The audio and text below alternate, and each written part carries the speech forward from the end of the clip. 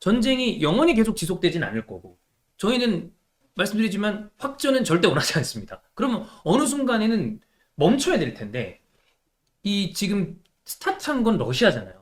러시아가 어떤 정도 상황이 돼야 이거를 멈출 것인가? 예를 들어 이건 뭐 아까 말씀하셨던 것처럼 푸틴이 힘을 잃어서 멈추든 아니면 본인들이 원하는 걸 다 얻어서 멈추든 막 여러 가지 생각이 나는데 어떻게 하면 이게 좀 멈출 수 있을까요? 그만 싸웠으면 좋겠거든요. 네. 저도 그렇습니다. 네, 왜 이렇게 싸우지? 안 제발 싸웠으면 좀. 좋겠는데. 예, 예. 괜히 지금 초등학교에 들어간 제 조카도 혹시 그런 얘기를 항상 합니다. 제가 2학년 때 아버지한테 물어본 적이 있어요. 아빠 내가 군대 갈 때쯤 되면 통일이 돼서 군대를 안 갈 수 없을까? 아니 너 가야 돼 그러더라고요. 네. 근데 애들이 그런 걸 무서워합니다. 혹시 큰 전쟁이 일어나지 않을까? 확전이 되지 않을까? 좀 멈췄으면 좋겠는데. 혹시 민방위 안 끝나서 약간 그런 것도 있어요. 지금 2년 남았거든요. 네, 빨리 끝났으면 좋겠는데. 이제 온라인으로 전환된 지 좀 됐거든요. 네. 어떻게, 어떤 방식으로 멈출 수 있을까요? 그 일단 많은 분들이 원하는 방식으로는 안 멈춰요. 왜냐하면 우린 제3자예요. 네네, 그렇죠. 우리 입장에서 뭐 주식값이 좀 올라야 되는데 뭐 아, 저쪽 사람은 그런 거를 전혀 요소가 아니기 때문에 네, 생각할 이유도 없고. 네, 그렇기 때문에 우리 기준하고는 전혀 다른데 일단은 우리들이 제일 원하는 건 좀 빨리 그냥 휴전이라도 했으면 좋겠다. 실제로 그런 것도 생각하는 분이 많잖아요. 근데 일단 휴전이란 거 지금 상태 휴전을 하면 네. 그리고 만약에 푸틴도 정권이 안정이 되고 네. 우크라이나에 경제 재건 들어간다면 좋지 않겠냐. 이게 우리들 보편적인 생각이 바람이죠. 네. 근데 이게 안 되는 게 네. 푸틴이 정권이 안정된 상태라면 네. 휴전을 해도 전쟁의 위협이 끝난 게 아니에요. 그렇게 되면 여기 재건이 들어간다고요? 몇 조 단위를 투자해, 아니 몇 조가 뭐야? 몇백 조를, 죄송합니다. 나라마다 몇 조 단위고 합하면 몇백 조를 투자해야 되는데 네. 그거 미사일 한 발에 또 부서져요. 이 지금 우크라이나 초토화된 상태는 그냥 이렇게 무슨 우리가 뭐 이렇게 집 지어주는 수준 갖고 되는 게 아니에요. 나라를 완전히 재건하는 상황. 그러면 전쟁이 진행되는 상황에서 이걸 어떻게 할 수가 있겠냐고. 정부 지원 갖고는 안 돼요. 이건 민간 투자자들이 기업이 들어가야 돼요. 근데 전쟁 상황에 누가 들어가요? 못 들어가죠. 네. 그리고 오히려 이쪽은 가만히 보면 나래도 그럴 것 같아. 멋있는 다리 하나 쳤어? 옆에다가 수리탄 하나만 터뜨려도 그 다리를 무너뜨리지 않고 그래도 무슨 일이 날지. 네. 근데 우크라이나 입장에서 보면 돈바스나 크림반도 상태에서 정지가 됐다면 거기를 찾고 싶을 것이고 그 안에도 굉장히 복잡한 상황이기 때문에 레지스탕스라든가 저항운동이 생길 거란 말이에요. 그 사람들을 어떻게 안 지원해요? 지원하게 되지.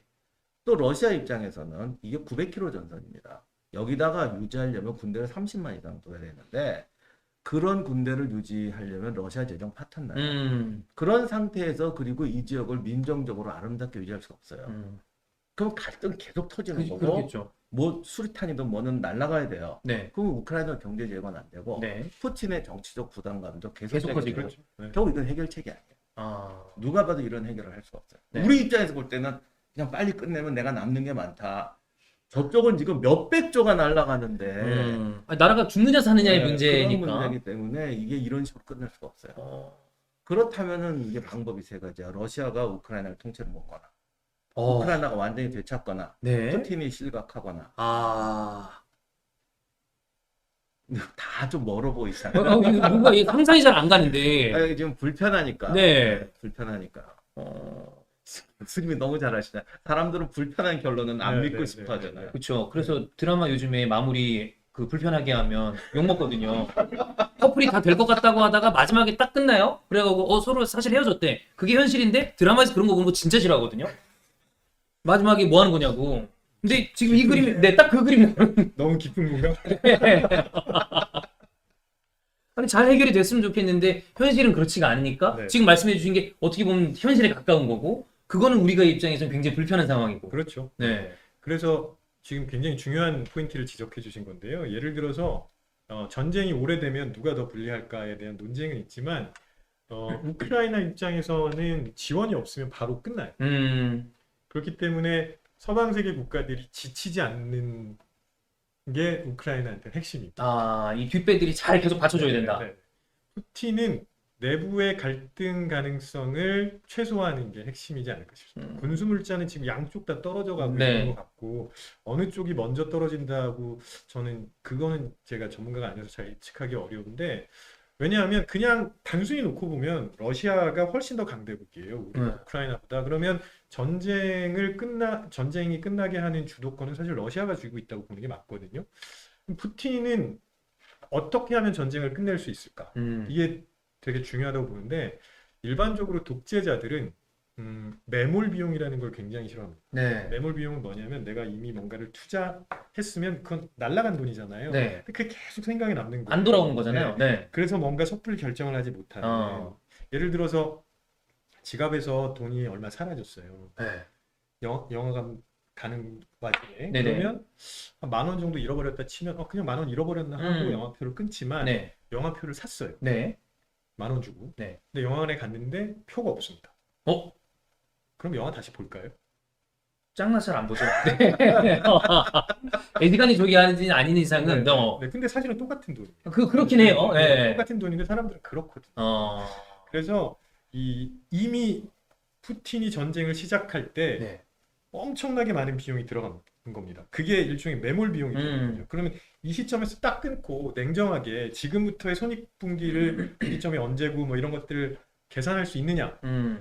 상대적으로 민주주의가 잘 정착이 된 국가라면 다양한 의견들이 나오기 때문에 이런 고민도 해봐야 되고 이런 고민도 해봐야 그렇죠. 되고가 되지만 네.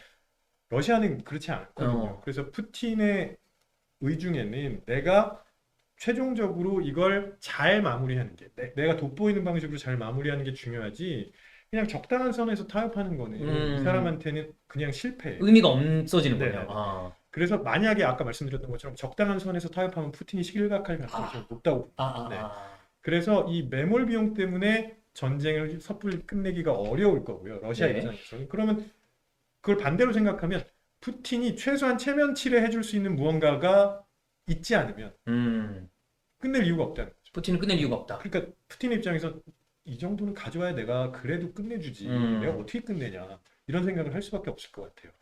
그래서 저는 이 러시아의 내부 상황이 최종적으로 굉장히 중요해지지 않을까. 왜냐하면 서방 세계에서는 지원을 끊기가 되게 어렵거든요. 진짜 그 서방 세계 국가들의 국민들도 지쳐가지만 네.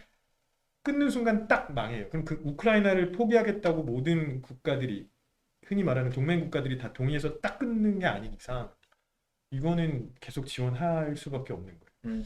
그러면 러시아가 어떻게 행동하는지가 종전과 관련해서는 가장 좀 핵심적인. 그렇지 그럼 러시아 내부 상황과 푸틴의 머릿속이 제일 중요한 건데 근데 가장 그게- 알기 힘든 것들이네요. 네. 그게 제일 어려운 게 객관적으로 정치적으로 봤을 때는 지금 돈바스를 푸틴도 거기서 출구를 뒤늦게 생각했던 것 그렇죠. 같아요. 네. 분리독립 생각하고 요선에서 끝내면 자기는 전 미국 전 서방하고 싸워서 이걸 했다 정도로 해서 끝낼 수가 있는데 영토 문제는 그렇게 되는데 문제는 그 다음에 경제 제재를 풀어야 돼요. 근데 서방 애들이 이거 경제 제재 쉽게 풀어줄 리도 없고 왜냐하면 또 치고 나올 우려가 있으니까 그렇게 되면은 결국 전쟁 이미 희생자가 너무 많아요. 돌아온 사람들 전쟁 후에 후유증을 치료하려도 또 돈이 필요해요. 그러면 지금 돈 나올 때가 중국밖에 없는데 네. 이제는 중국이 노골적으로 다 드러냈지만 그렇게 러시아하고 역사적으로 사이 제일 나쁜 나라가 중국이에요. 그렇죠. 네. 그래서 그동안 계속 저기 시진핑이 지원할지 모른다고 거기 파티한다고 그랬더니 저는 계속 아니라고. 얘들은 등골 빼먹는 애들이지.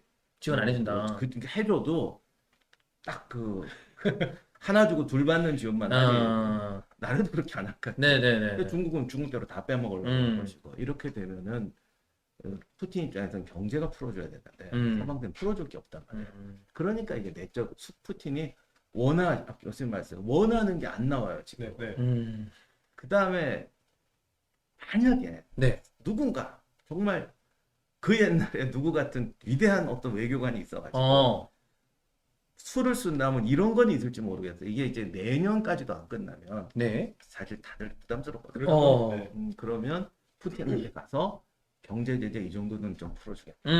다는 아니라도 요만큼이라도. 그때쯤 되면 푸틴도 너무 힘들 테니까. 지칠 테니까. 풀어주고 젤렌스키한테 가서는 그냥 휴전해라. 이렇게 가자. 그럼 우리가 어떻게 하란 말이냐. 괜찮아. 제 2년 후면 나갈 거야. 그러면 저기 정권이 바뀌면 보나마나 철수하게 돼. 이거 가지고 이게 어젯밤에 내가 꿈에서 봤는데. 계시를 받셨군요. 아, 이거 진짜 되면 레전드인데 예지몽이야. 예. 이게 되면 네. 노벨 평화상 누구한테 줄 거야?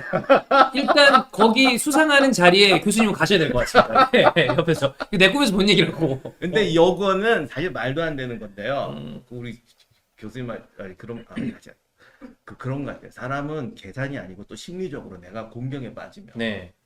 타협하잖아요. 그 상황 좀 이렇게 좀 더 악화됐을 때 모두가 힘들 때 요런 말로 타협될 수 있지 않을까라는 생각을 한번 해봤어요. 근데 그건 이제 오래는 못 가는 방법이죠. 이미 그 지금 자료에 남았습니다. 그런 예지몽을 꾸신 게. 꿈 얘기는 괜히 했나? 꿈 얘기 안 해야 상을 줄 것 같아요. 아니, 오히려 생각한 것보다 꿈이 더 느낌 있는 것 같아요. 근데 돈은 더 잘 벌 것 같아요. 아, 맞아요. 맞으면 그러면 뭐 철학관이라도 같이. 전생에서 올 것 같은데. 그럼요.